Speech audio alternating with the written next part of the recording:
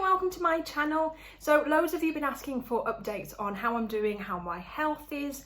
I am still alive. I'm not really on YouTube as much as I was. So I'm coming up for my 3 years since chemo finished, so that will be in January 2021. As you can see, my hair has grown astronomically. So I have had it cut quite a few times now. It's looking a bit of a state today, I do apologise. Health-wise, I am good. I am still no evidence of disease. Long may that continue. I am, because I'm BRCA1, I am still having a lot of monitoring. So what does that look like? So I had my double mastectomy a few years ago, so all of that is fine. So I don't get any monitoring for breast cancer at all, really. You know, I don't have any mammograms because I'm just plastic through the middle now, so there's nothing for them to scan. I do have 3 monthly check-ins with my oncologist, so obviously 2020 is a bit of a different world. So health and the NHS here in the UK are working slightly differently. So I don't really go in for any testing anymore. I think in my last video I was waiting for a CT scan result of a lump that I had in my neck, which I think is still there, but they've scanned it and they've said that everything's fine, it's nothing to worry about. They think it's just an enlarged lymph node, and it's just one of those things that I've got. So hopefully they get that right. So that is nothing to worry about. I do have, as I said, 3 monthly check-ins with my oncologist. So what they do for that is they check my bloods. So they check my bloods for CA153, which is the cancer marker for breast cancer.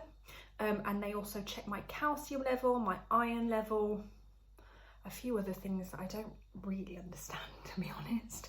But all of those are coming back clear at the moment. In fact, I've got an appointment tomorrow with my oncologist, which I'm fully expecting that to be completely clear. The other checkups that I have a consultant, a gynecology consultant. So BRCA1 mutations, they put you at much higher risk of ovarian cancer and gynecological cancers in general. So I think things like uterine cancer and cancer of the fallopian tubes. So what I have for those is I have yearly ultrasounds. So I have an internal ultrasound and an external ultrasound, and they're just looking for changes in my ovaries. So it's made a little bit more difficult because I have what's called polycystic ovary syndrome, and that's just a hormone issue, which means that instead of ovulating, my ovaries absorb the egg and form a cyst instead of releasing it. So it makes it slightly more tricky to monitor, simply because I have so many cysts that they have to check, and they have to check against previous scans and that kind of thing. So I am due for that this December. So I should have them, I was having them in March, but obviously with the pandemic going on, that was put on hold for a little bit. And that's about it really, health-wise. I am back at work full-time. I have been for quite a while. I changed jobs in January. So I'm mostly working from home, which is fantastic. I support schools with their remote learning and online learning. But the other thing that's kind of happened in the last few weeks is I managed to break my leg, which was a bit of a silly story, really. We'd gone out, my partner and I and my son had gone out with some friends and had won a trip on a canal boat. So I don't know if this is an international thing, but a canal boat is just a narrow boat that goes down the canals. And we were going up towards a lock. So I had to hop off the boat, which I did rather unsuccessfully. I stepped off and my foot slipped. I don't really know on what, but it slipped and I fell onto some concrete steps knee first. So I quite spectacularly broke the top of my tibia, which is your shin bone. So when I fell, my knee was kind of bent, and it pushed my femur, my thigh bone, into the middle of my tibia and twisted a little bit. So it fractured the top of my shin bone and pushed down the middle of the tibia. So I did that on Halloween. Didn't think I'd done anything spectacularly wrong. I just thought I had twisted my knee. I was in a lot of pain. We were still an hour and a half away from the car, so we sailed back with me with a large gin and tonic and an ice pack on my knee. Managed to hop off the boat somehow. I was carried off the boat actually, and screamed in pain. Got into the car again with a bit of screaming when I had to bend my knee, and my partner took me to the hospital, to A&E. Now, because of COVID, I had to be dropped there and left, fully expecting to be able to get to the pub by, you know, last orders, as you do. Even the nurse that I saw who triaged me was kind of like, yeah, I don't think it's anything to worry about. I think it's probably just a bit of ligament damage. X-rayed it, and then they realised the extent of my injury. So I then was put into a full leg cast. So from my hip right down to my toes, I was put in a cast immediately, and I was admitted immediately because it was an unstable fracture, which meant if I moved my leg, it could have done a lot more damage. So I was admitted, that was the Saturday night of Halloween. I had a CT scan on the Sunday, which again showed that the injury was worse than they kind of anticipated. And then Monday, I didn't really do much. They just gave me a lot of pain because I was on morphine really at that point. And then the Tuesday was my birthday.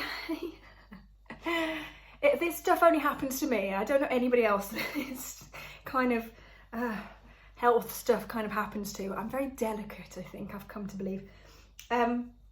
So on the Tuesday, it was my birthday, and they took me down for surgery at 9 o'clock in the morning. So I had what's called an ORIF surgery, which means they cut open my knee. They had a plate that they put along the tibia, and they screwed it with, I think, 7 screws, stitched me up and put me back into a full leg cast. So I woke up in the ward on my birthday in a lot of pain, and that was fun. But the NHS were brilliant. They looked after me, and the nurses, bless them, they made me a lovely cake which they brought, and they all sang happy birthday as I was groggily coming round from general anaesthetic. So that was one of my lasting memories. And then the day after, luckily, I got discharged. So I got discharged again. I was still in my full leg cast. I had a few issues. That was the Wednesday. I had a few issues on the Saturday when my leg was swelling and it was too tight for the cast. So I had to go back into A&E, and they loosened it a little bit. But they made a mess of the cast. So I then had to go back in on the Monday, and they put me in a proper full leg cast again with sort of the plaster practitioners. She was brilliant. Anybody who slates the NHS in the UK, it really annoys me because they've been nothing but golden with me. I keep looking at my knee, that's why I'm looking down. I will show you in a second. So I had that on for a week, and then I was checked again by my consultant, by my, I can't remember what you call them, orthopaedic consultant. So they took the full leg cast off. I've got a massive scar. It's a good job I like them. I had 17 staples in it, which I will, trigger warning, I'm going to put a picture now. So it's not great. So if you want to turn away, feel free.